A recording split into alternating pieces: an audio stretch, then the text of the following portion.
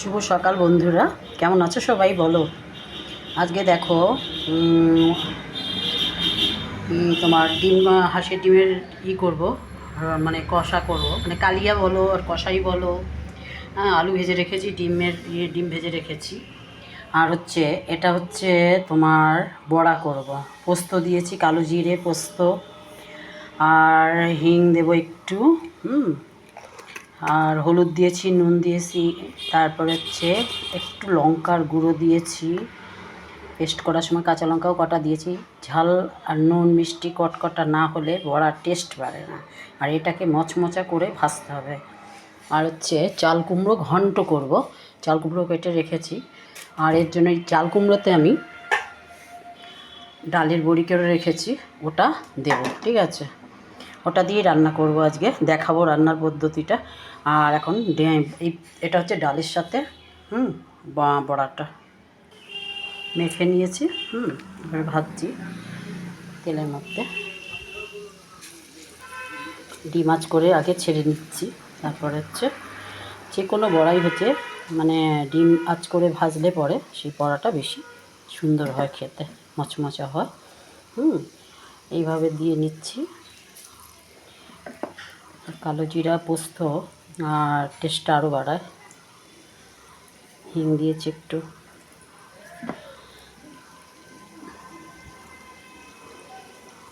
রান্না করতে করতে মানুষের একটা জিনিস করতে ইচ্ছে করে না, সেটা হচ্ছে কি বলো তো, কাজের লোক যদি না আসে সে তো তার তো দফা রফা শেষ। আর কাজের লোক যদি আসে তাদের উপর তো ঘাড়ে চেপে যায় কড়াই মাজার ডিউটিটা, তাই না? এই একটা জিনিস হচ্ছে প্রত্যেকের কাছে, সঠিক কথা বললাম কি না বন্ধুরা বলো? হ্যাঁ, এই একটা জিনিস আমাদের কাছে যেন একটুখানি বেশি কষ্টকর মনে হয়। হ্যাঁ, রান্না তো করতে ভালো লাগে, কিন্তু রান্নার পরে যে এই যে আর তারপরে যদি কাজের মানুষ না আসে, হ্যাঁ, তাহলে তো তার শেষ অবস্থা ক্রাশিং। অনেকে তো রান্না করে ফেলে রেখে দেয়, ব্যাস ও আসবে যে করবে, পুড়ে গেল কড়াইটা, যাক, তাই না? কিন্তু কষ্টকর, সবারই কষ্ট হয়, তাই না? কিন্তু বলে কী হবে, রান্না তো করতেই হবে, খেতেও হবে। বড়াগুলো আস্তে আস্তে হোক একটু, একদম ডিম আছে, ভেজে নিলে কি এরকম কালারটা আসবে, আস্তে আস্তে আস্তে করে ভাজবে। সেই বড়াটা না সব সময়ের জন্য দেখবে ভেতরটা কাঁচাও থাকবে না, আর অথচ সুন্দর মচমচা হচ্ছে। একদম ডিম আঁচ করে দেখো, ডিম আঁচ করে দিয়েছি, গ্যাসের ডিমটা দেখো। হ্যাঁ, ঠিক আছে, এরকম করে রেখে দেবে, ধীরে ধীরে মানে বড়াটা ভাজবে। সেই বড়াটা খেতে সুন্দর ডালের সাথে। আর এই বড়াটা না ডালের সাথে বেশ যায়। এই ডালের মধ্যে, বড়ার মধ্যেই তোমার হচ্ছে দিয়েছি মুসুরির ডাল আর হচ্ছে ছোলার ডাল, রাতে ভিজিয়ে রেখেছিলাম। সকালে ভিজিয়ে নিলেও হয়ে যায়, কিন্তু লেট হয়ে যায়, তাই না? তাড়াতাড়ি হবে না। আমার আবার বেশি দেরি করে রান্না ভালো লাগে না, 11টা 11:30টার মধ্যে রান্না ফিনিশ করব, ব্যাস। তারপরে আমি বিশ্রাম করি। দেখো বন্ধুরা, যদি নিজেদের কাজ নিজেরা করা যায় না, অনেক সময় পাওয়া যায়। আমি যদি মনে করি আমি একজনের ভরসায় রেখে দেব সেই কাজ, আর সেই কাজ তোমার হতে এত মানে তোমার সারাদিন লেগে যাবে সেই কাজটা শেষ করতে। তাই হচ্ছে নিজের কাজ যদি নিজে করা যায় না, তার থেকে মনে হয় সুবিধা আমার মতে আর কোনো কিছু হয় না। দেখো, বহুত কাজের লোক দিয়ে কাজ করিয়েছি আমি। তারপরে হচ্ছে কি, মেয়ের বাড়ি বলে নিয়ে 15 দিন 16 দিন পুরো কামাই, তারপরে না বলে নিয়ে 1 সপ্তাহ কামাই, এরম বলে বলে নিয়ে চলে যেত। তখন না এই যে তারপরে তো ফোনের, তখন তো একটু ফোনটা একটু কম, সবাই তো আর ফোন ইউজ করে না, এখন তো তাও মোটামুটি ফোন এসছে, সবাই মোটামুটি ফোন ইউজ করে। তারপরে তাও অনেকেরও থাকেও না কাজে, যারা কাজ করে। যাই হোক, সেই তোমার আসবে বলে জানি সকালবেলা আসবে, অথচ তার পাত্তা নেই কোনো। এই যে জিনিসটা, বাসন পড়ে আছে, হ্যাঁ, ঘরের কাজ হয়নি, তখন তো মানে ঢিলামি যে আসবে সে করবে। এই যে একটা গা ছাড়া আমাদের যে একটা সেটা এখন কি খুব কষ্টদায়ক হয়ে পড়ে কাজ করতে। তাই না? আর পারি না, পারা মানে যায় না তখন। তারপর একদিন ঠিক করলাম, আমার শাশুড়ি বুড়ো মানুষ ছিলেন, 21 সালে মারা গেছেন উনি। ওনাকে দেখে তখন ভাবলাম যে উনি যদি বুড়ো মানুষ হয়ে করতে পারেন, তাহলে আমরা পারবো না কেন? আমরা তো একটা সংসারে কাজ করি, আর কাজের মানুষরা তারাও তো কত বাড়ি, মানে 7 বাড়ি 8 বাড়ি কাজ করে, কী করে করে? কাজ তো অবশ্যই পরিষ্কার না, কারণ হচ্ছে 7-8 বাড়ি কাজ করলে সেই তাদের কাজ কখনো পরিষ্কার হতে পারে না, যে যতই বলুক।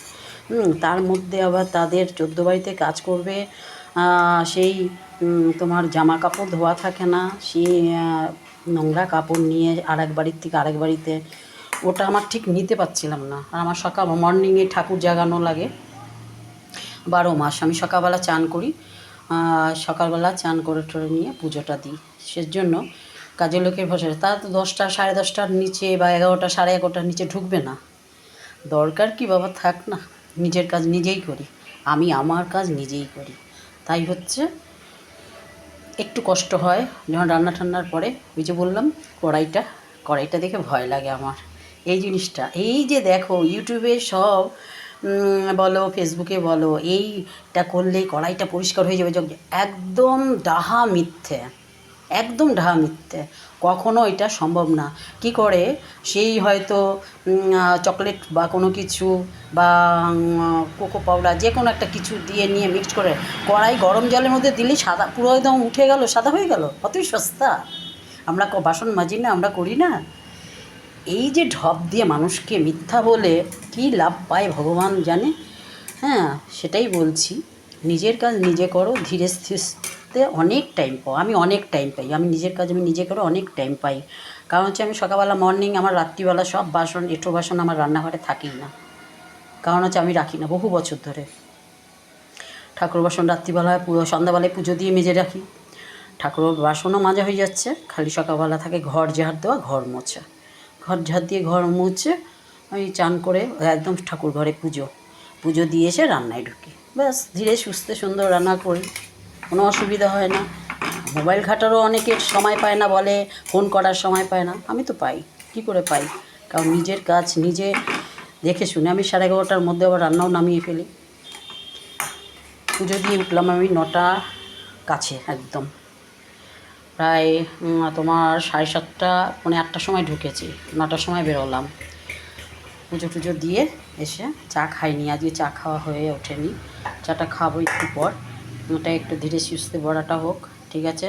বড়াটা নামাবো, এরপরে উচ্ছে ভাজবো। উচ্ছেটাকে একটা কী করবে, যে এই যে উচ্ছেটা না হালকা একটু গরম জলের মধ্যে নুন দিয়ে না ভিজিয়ে রাখবে। সেই যে উচ্ছেটা ভাজবে না, সুন্দর মচমচা হয়ে যায়, বেশ ভালো লাগে খেতে ওই উচ্ছেটা। খেয়ে দেখো, ভালো লাগবে। ঠিক আছে, সবাই ভালো থাকো, সুস্থ থাকো। লাইক কমেন্ট অবশ্যই করো, একটু ভালোবেসে করো। কেউ নিন্দা করে নিয়ে করো না। আমার যদি কথা কারোর কাছে খারাপ লাগে, তার জন্য আমি সরি, ঠিক আছে? সবাই ভালো থাকো, সুস্থ থাকো, এই কামনাই করি।